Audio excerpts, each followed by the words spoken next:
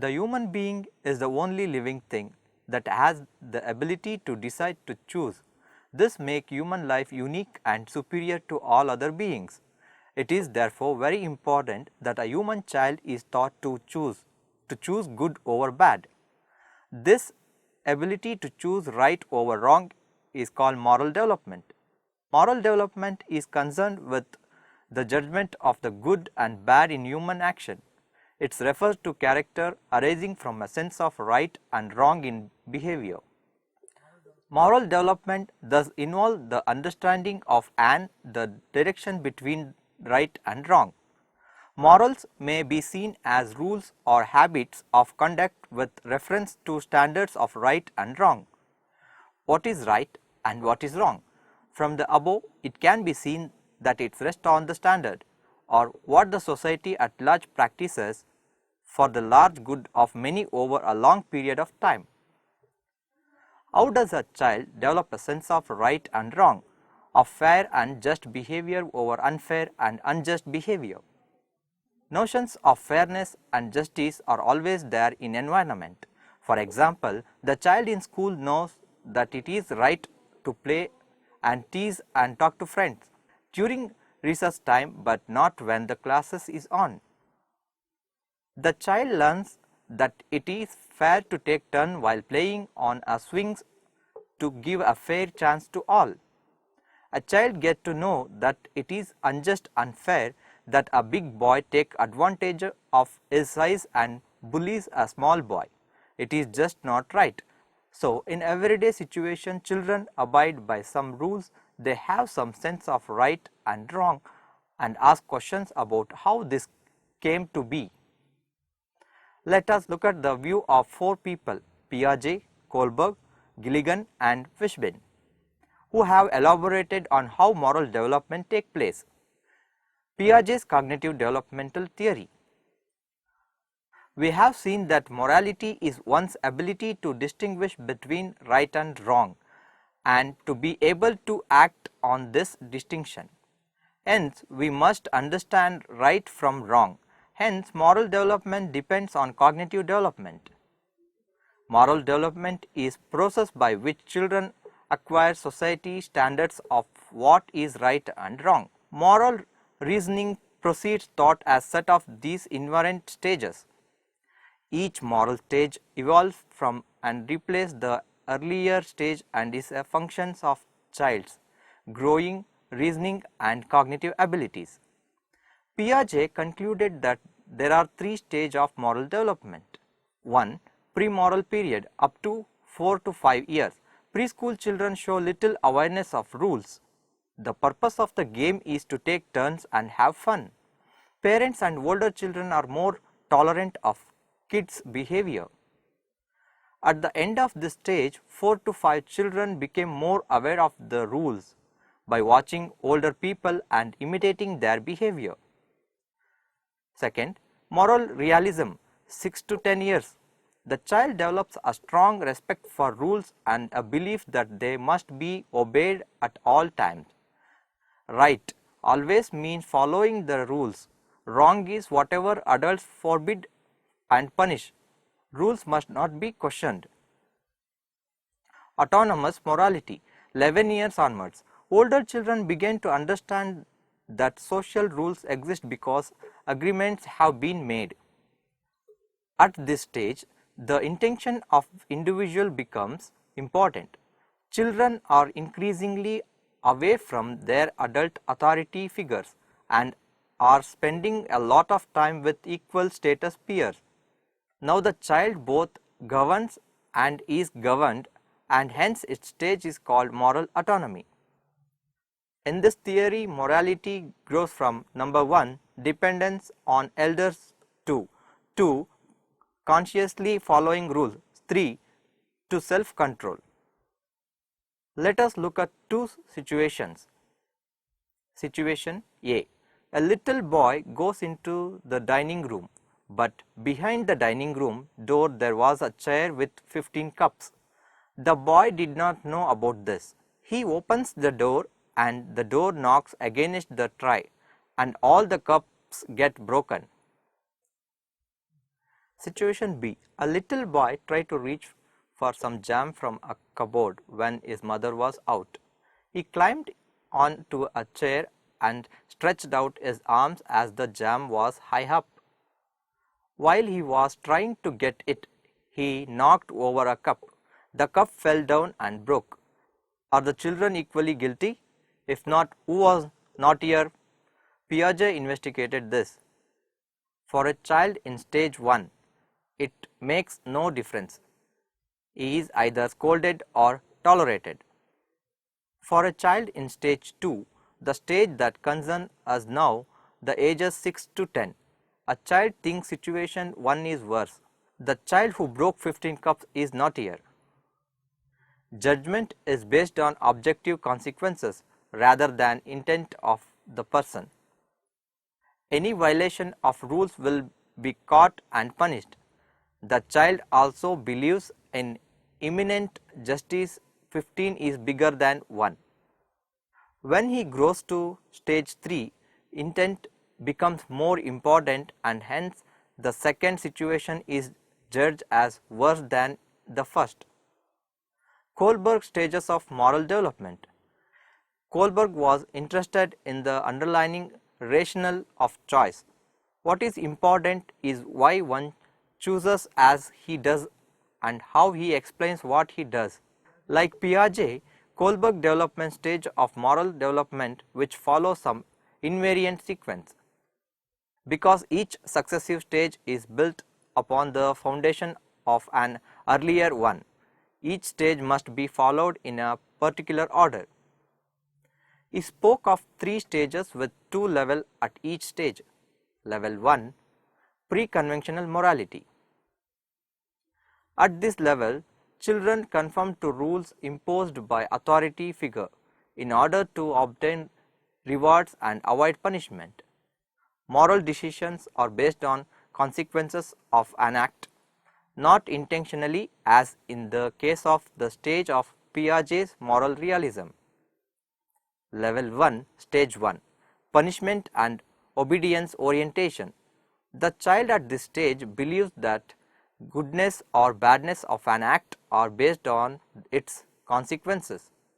A child will defer to authority figure and obey them in order to avoid punishment, but there is no true conception of rules. Level 1, stage 2, instrumental orientation. The individual conforms to rules in order to gain rewards or to safety personal needs. Doing things for others is right only if one will benefit in the long run. Level 2, conventional morality. At this level, the individual strives to obey the rules set forth by others in order to win prizes and recognition or to maintain social order. Level 2, stage 3, good boy or good girl orientation. Moral behavior is that which places helps or is approved by others. Action are evaluated on the basis of intent. The main concern is to be thought of as a nice person. Level 2, stage 4, authority and social order maintaining morality. One accepts and conforms to social rules and convention because of a belief that rules and law maintain in order which is judged good or moral. The individual develops a positive attitude to a law and order. Level 3, post-conventional morality. Moral standards are internalized and become the person's own. This may be compared to the stage of Piaget's autonomous morality. This often begins in the teens and later. Level 3, stage 5, social contract morality. Here flexibility begins in moral reasoning. Moral actions are those that express the will of the majority of individuals. There is a sense of having to live up to the law, but an understanding that laws can be wrong and need be changed as required. Level 3, stage 6, universal ethical principles. This is the highest stage of moral reasoning according to Kohlberg. Right and wrong is defined based on a personal belief or self-chosen ethics. Belief in abstract principles such as life, liberty, equality, etc. becomes important. One would rather risk social ostracism rather than violate personal ethics. Very few people ever demonstrate this level of saintliness. Kohlberg did not relate these stages to specific ages. He postulated that everyone begins at level 1, stage 1. Some may even get stuck just there for the rest of their life. The moral fabric of a person depends on the level he becomes an adult. Insufficient economic background, many reach stage 4 and few stage 5. In deficit economic background, many get stagnated at stage 2 or stage 3, and this becomes the reason for selfishness, corruption and other social evils. It is the job of school education to help children to reach at least level 4 conventional morality by the time they finish primary school. Every child must have a healthy attitude to a law and rules and must follow them not out for fear of punishment or for any reward or praises, but because it is the law and must be obeyed. Healthy respect to law and rules is essential for further growth. Gilligan's theory. Gilligan studied only females, but her findings will apply to all. She came up with 3 levels of moral development. Level 1, orientation to individual survival. At this stage, the own needs and desires decide what is right. This may be compared to stage 2 of Kohlberg stages. Transition 1, selfishness to responsibility. Conflict arises between one's own want and what is right. Conflict between selfishness and responsibility is necessary to move on to level 2. Level 2, goodness as self-sacrifice. Orientation to please others, even if it causes a personal sacrifice, is what makes one choice. This may be compared to the good boy or good girl concept of stage 3 of Kohlberg stages. Transition 2, goodness to truth. Now, the individual questions the logic of self-sacrifice. In spite of consequences, it is not always right to hurt oneself in the name of morality or just for pleasing others. This makes one to move on to level 3. Level 3, morality of nonviolence. An injection against hurting becomes the basic premise underlining all moral judgments. Looking after the welfare of people is now self-chosen and is a universal obligation. Interpersonal as well as personal obligations are attended to. Fishbein focused on some general factor governing moral action. External reward or punishment. We act morally because it leads to rewards, praise, smiles and medals of honor. We do not act immorally because it leads to punishment of some kind, spankings, demotions, etc. However, no society or agent of authority can watch everyone at all times, so this leads us to the next level. Internalize standards of right and wrong. Because we are not watched, we often have determined our behavior in ambiguous circumstances. We need some internalized, self-governed set of what is right or wrong. This process of internalization begins in preschool and continues. Cognitive judgments. In order to act morally, we must be able to understand right from wrong, as well as why one thing is or is not right. Just being able to verbalize the rules or expectations of a society does not imply that it is understood. Example, the recitation of the Pledge of Allegiance. One must be able to reason out the rules and why they exist. Norms of reciprocation. We develop a sense of obligation to help those who have helped us in the past, sense of duty, etc.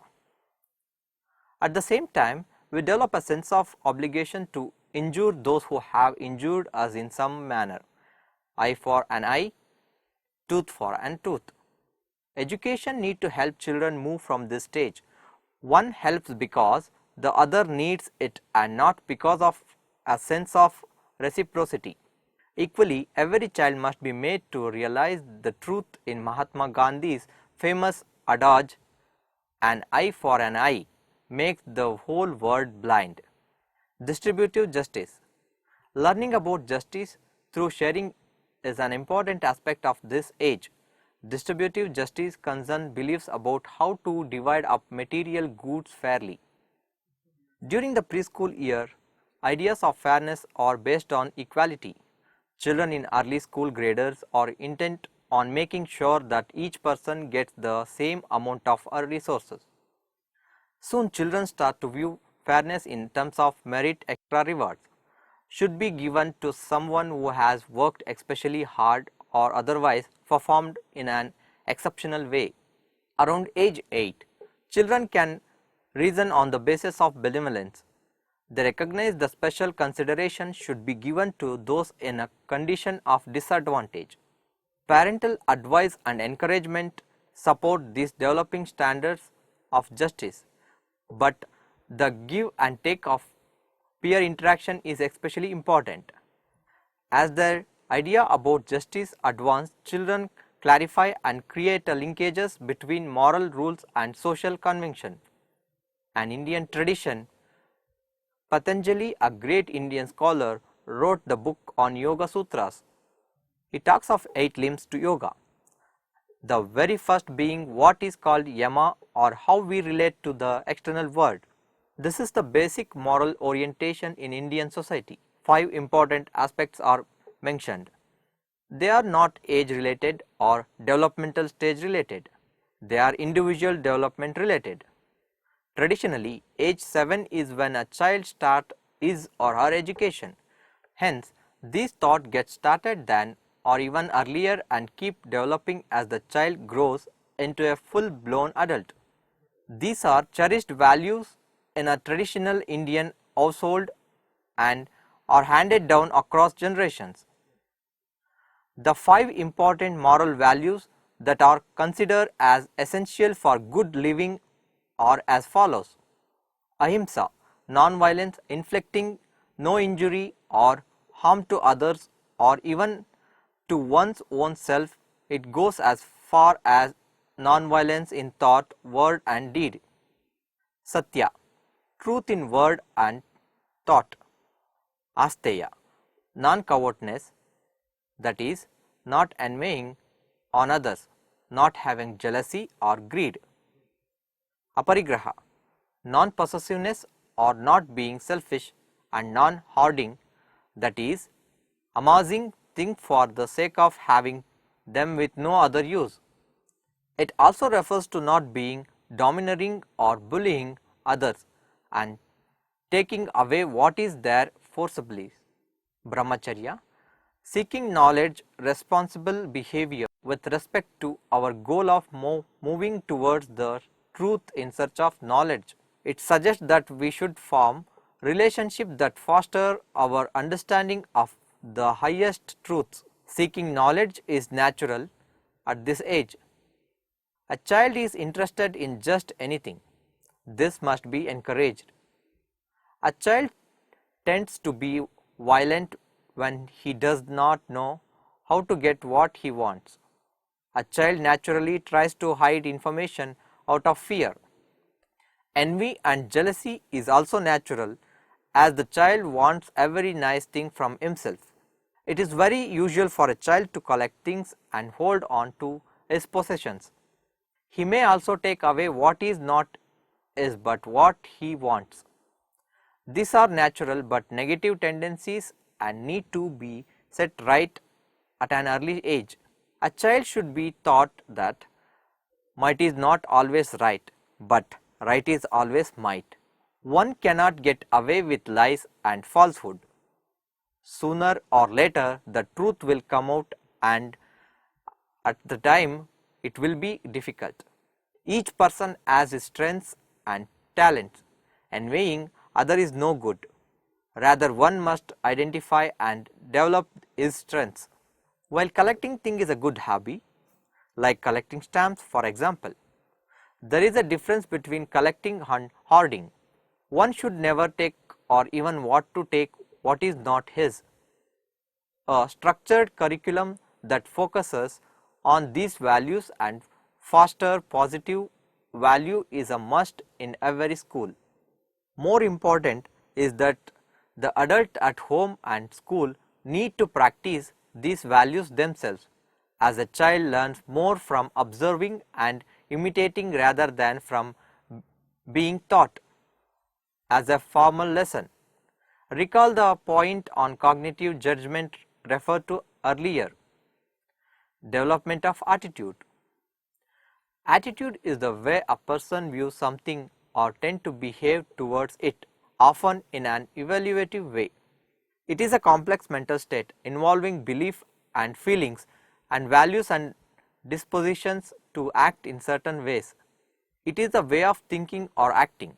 It is an inclination, a tendency to see a things or person in a particular manner. Developing the right attitude to life in general, to work and to other people is very important. This development starts at the preschool level and gets strongly embedded into a person's lifestyle by the end of primary school. A child grows up with a positive or negative attitude. We need to understand two aspects of attitude. One, a general attitude to a life, and two, a specific attitude to a specific aspect. Thus, an individual with a generally positive attitude may have a negative attitude towards a specific aspect such as music or parties or caste, etc. Like everything else, attitudes also caught rather than taught. They are picked up from what adults around say and believe. It is important to develop a positive attitude and avoid a negative one. This does not mean that one should necessarily like everything. One may dislike something but still understand its validity. For example, one may not be fond of sports but must have positive attitude towards sports as a valid activity which other may like well. Gender differences, socio-economic differences, intellectual differences and differences in physical powers and strength all exist. They are a reality with which a child grows. A child must be taught to have a healthy respect for differences. Children need to be told and taught that what is different is not what is wrong, and that I do not like it does not mean it is not good. Conclusion. Students, we have discussed about the development of moral attitudes and behavior of child. We understood how moral development happens and what are the various factors concerned with it. Morals are rules or habit of conduct with references to stands of right and wrong. Morality is one's ability to distinguish between right and wrong. We must distinguish right from wrong. We have learnt various theories posed by experts like Piaget, Kohlberg and Gilligan. There are different levels of development and we have discussed about each in detail. Gilligan came up with 3 levels of moral development. Orientation to individual survival, goodness as self-sacrifice and morality of non-violence are the 3 levels. Transition from selfishness to responsibility and from goodness to truth facilitate the development from stage to stage. Fishbane focused on some general factors governing moral actions. They include rewards and punishment, internalized standards of right and wrong, cognitive judgments or norms of reciprocity. We also discussed about the Indian perspective of moral development according to Patanjali. The Indian tradition prescribes 5 important moral values to be developed. They include ahimsa, satya, asteya, aparigraha and brahmacharya. A structured school curriculum that focused moral development is a must.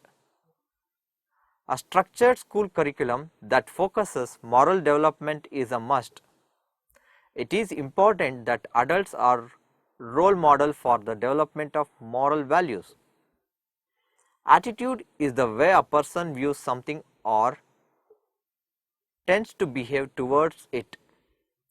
Developing the right attitude to life, to work and to other people is very important. Two aspects of attitudes are a general attitude to life and specific attitudes. Like everything else, attitudes are also caught rather than thought. It is important to develop a positive attitude and avoid a negative one. A child must be taught to have a healthy respect for differences.